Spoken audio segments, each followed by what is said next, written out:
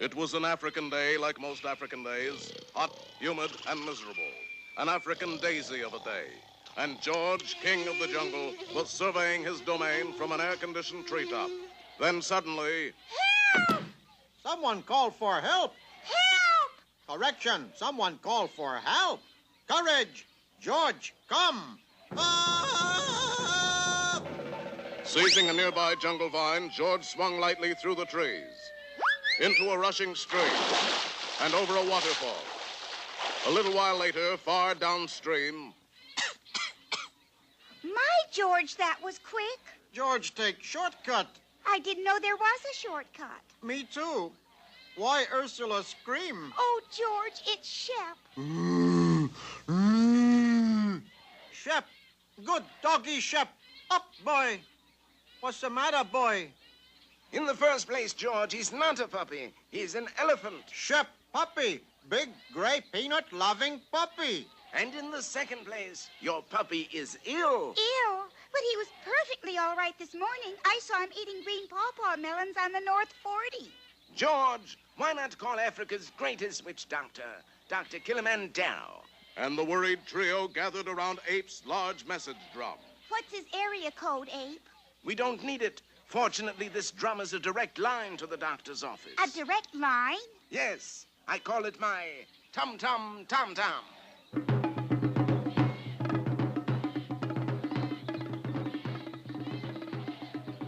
Doctor, it's George of the jungle. Tell him us witch doctors don't make house calls.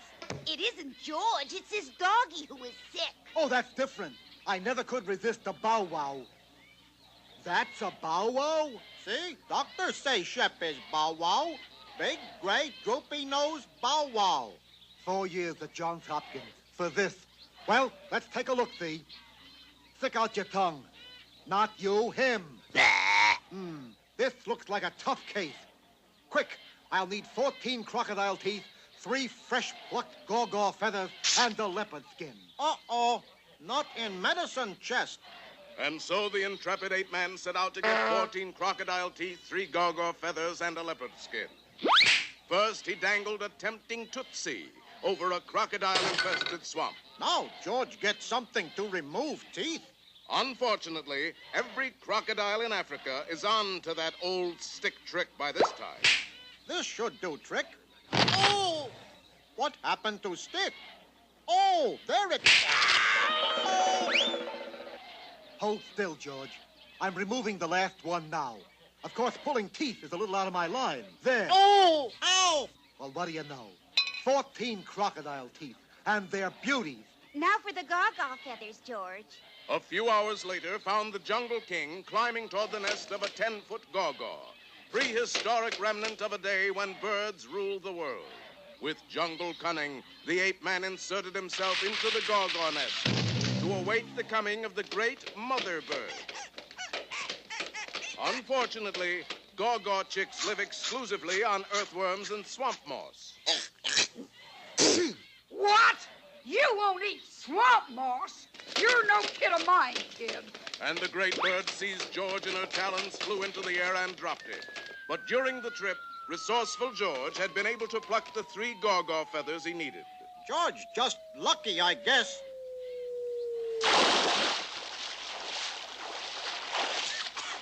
George, back so soon? Yes, but these shortcuts killing me.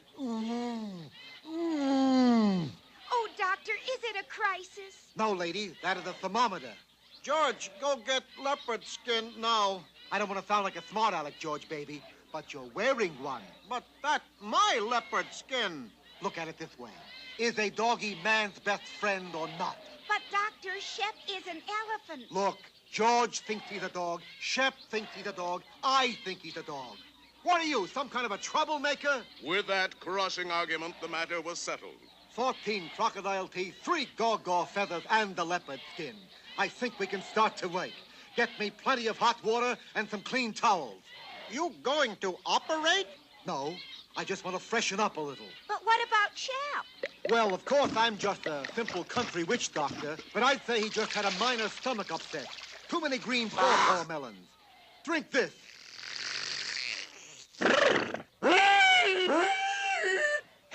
news. What was that? Well, of course, Shep is a doggy, but if he was an elephant, that would have been a burp. And look, he's better. Good dog, Shep. Fetch. Ooh. But, Doctor, what about the crocodile teeth, the gaw feathers, and the leopard skin? Aren't they part of the cure? Cure? These are the fees I'm charging you. How do I look? Better than George. You don't know the half of it, Georgie boy.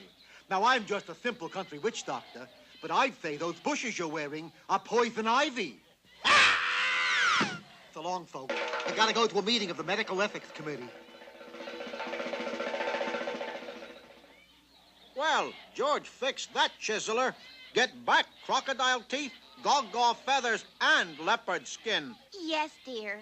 But you know something? For a simple country witch doctor, he cast a pretty good magic spell. When you find yourself in danger, when you're threatened by a stranger, when it looks like you will take a licking, there is someone waiting who will hurry up and rescue you. Just call for Super Chicken. Fred, if you're afraid, you'll have to overlook it. Besides, you knew the job was dangerous when you took it. He will drink his super sauce and throw the bad guys for a loss, and he will bring them in alive and kicking. There is one thing you should learn when there is no one else to turn to. Call for Super Chicken. Call for Super Chicken. It all began with an airplane flight in the eastern United States. Ladies and gentlemen, fasten your seat belts. We are about to land at Providence, Rhode Island.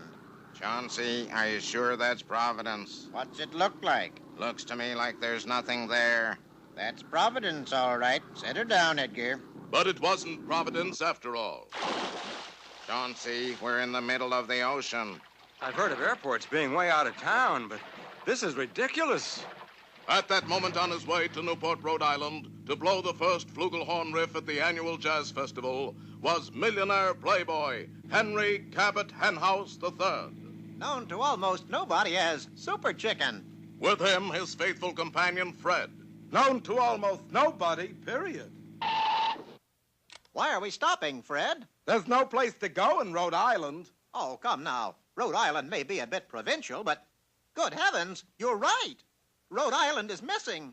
It's gone. We must give the alarm. Within seconds, the entire Massapequod party line was buzzing with the news. That, of course, meant the whole nation knew about it in an hour. Rhode Island is missing. Plumb gone. Nothing but salt water from Woonsocket to Watch Hill. The White House has just received a telegram which reads as follows. Deposit $83 billion in the old oak tree by the crossroads, or you will never see Rhode Island again. Signed, Appian Way. Appian Way? You know him? We were classmates at Harvard College of Watch Repair. Tick-tock tech, we called it. There's his picture. Appian Way is the black sheep son of a fine old Rhode Island family, the Ways of Providence. I've heard of them. But if he was born rich, why did he become a thief? To stay rich. Oh. An old school chum gone wrong, Fred. That means... This is a job for Super Chicken, right? Mix the super sauce while I slip into something less comfortable. Right. In a flash, Fred was back with a container of Super Chicken's potent potion. Ready, Super Chicken? Fred, is my cape back from the cleaners? Hanging next to the plumed hat. Oh, yes. Let's have it, Fred. Little too much cinnamon, Fred, and... Once more, the puissant liquid worked its amazing transformation. And mild-mannered Henry Cabot Henhouse III became... Super Chicken. Quick, Fred, to the super coop. Within seconds, the fabulous super coop had taken to the air, while New England residents from Moose up to Mattawamkeag thrilled to that cry in the sky. That's where Rhode Island used to be, Fred. Sure makes a nice-looking bay, doesn't it? Any sign of the state itself? Not a thing. Just a big gray cloud down near the water. I shall use my super radar lenses to see right through that cloud. Aha! What? I'm going to have to get these glasses fixed. Well, what about the cloud? No cloud that, Fred. That's a blanket of smog. And under it... Rhode Island. Hang on. Look, an enormous yacht. Yes, and it's towing Rhode Island out to sea. Super Chicken Super Brain had struck to the heart of the matter again. for on the bridge of that yacht was the renegade rich man, Appian Way. All right, men. Open fire. Fear not, Fred. Rhode Islanders are notoriously poor shots. What happened? That fiend must have sneaked in somebody from Massachusetts. Well, I guess that's the end of Super Chicken. But at that moment, the plucky foul Super Cape billowed out over his head like a giant canopy, and our two heroes wafted gently downward. When that chicken lands, fricassee him. Restrain your henchman, Appian Way. I claim the right of single combat with you. Single combat? Nonsense. You can't refuse me, for I, too, am an old tick-tock-tech boy. Impossible. It's true. Listen. Time to chime our alma mater for the mainspring of all schools. Tick-tock-tech, great educator. Shock-proof, knock-proof, 17 joules. Rah! Oh, you found my soft spot, Super Chicken. Single combat, it is. Now I have him, Fred. My super weapon is made of the world's finest steel. But so is his, and it's a 200-ton tank. Bye-bye, Birdie. Tremble, you malefactor. It is Super Chicken you face. It is Super Chicken you approach. It is Super Chicken you have just run over. Super Chicken. Just a flesh wound, Fred.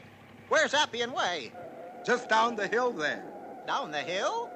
Yes, down the hill. For Appian Way hadn't figured on the effect of all that weight on one end of the boat. And as our friends watched in amazement, the yacht's bow tilted slowly upward, and the whole kit and caboodle sank to the bottom without a trace. Well, that takes care of Appian Way. Now to return Rhode Island. How? You forget my superpowers, Fred. I merely turn my tail feathers into a propeller, spin it, and just push them. Gee, Super Chicken.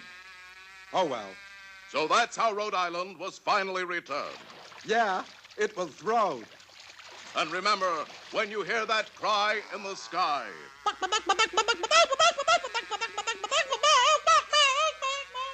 you'll know that Super Chicken still hasn't figured out how to land.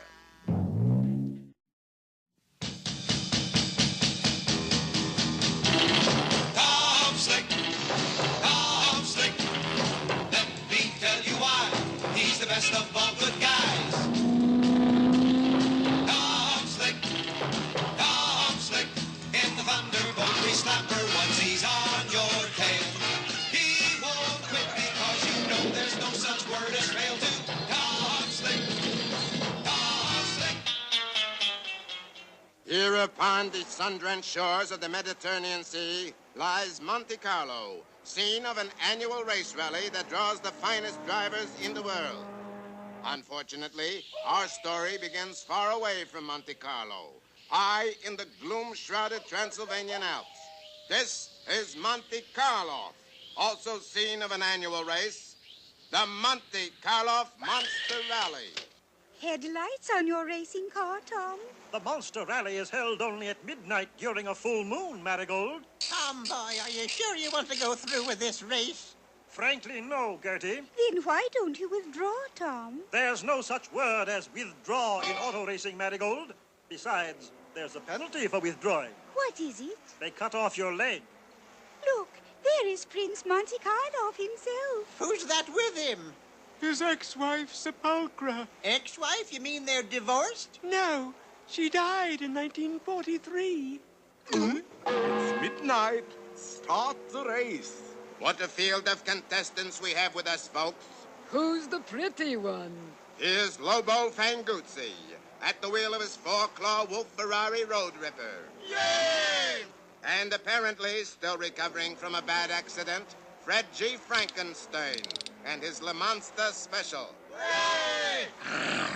And there is the defending champion, the renowned auto racer and well-known vampire, Count Lou Gosi, fueling up his famous red corpuscle bloodmobile. Yay!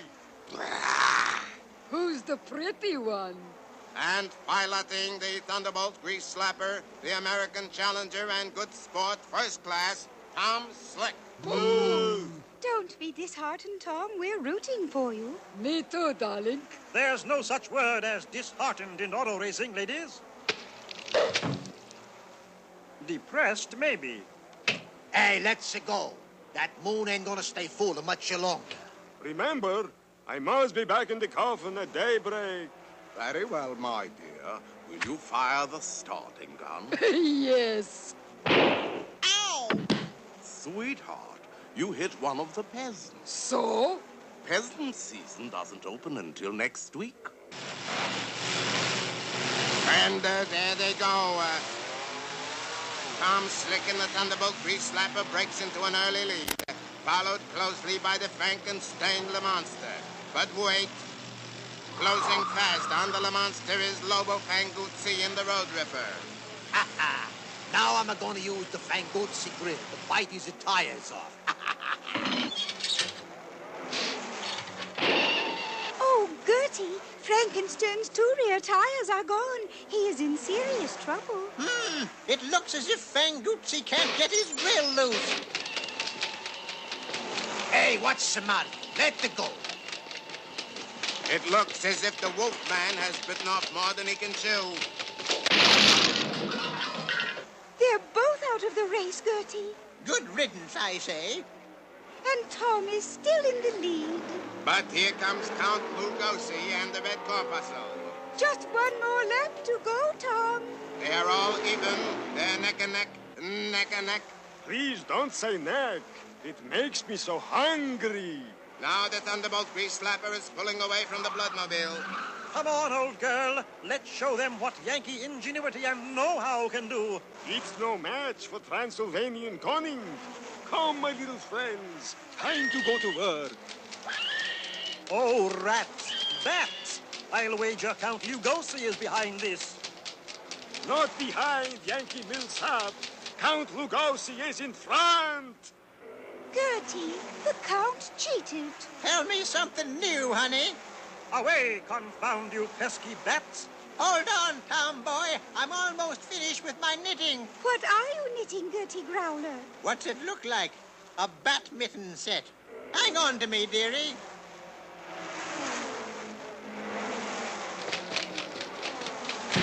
Got 'em both. Oh, that is wonderful. But you believe it, hon? That's the first time I ever played bat mitten. Approaching the finish line, dirty guy Count Lugosi is still in the lead, and it looks bad for the gallant Yankee challenger. But what's this? A 5-foot rooster has appeared at the finish line. What a terrible thing to happen. A rooster crowing. It must be daybreak. Very by time for all us vampires. The Count's car is stopping. He's getting out. Now he's getting in. He's lying down. There goes the lid. And here comes the winner, Tom Slick. Here is the Monte Carlo Cup, Tom Slick. Congratulations, sweetheart. Come along, dearest. Time to feed the cobra. Oh, very well. Good heavens! Think nothing of it. It's not the first time my wife has lost her head over a pretty face. Congratulations, Tom. Marigold! You were the 5-foot chicken. I can't believe it. Why not, Tom? Because there's no such word as chicken in auto racing, Marigold.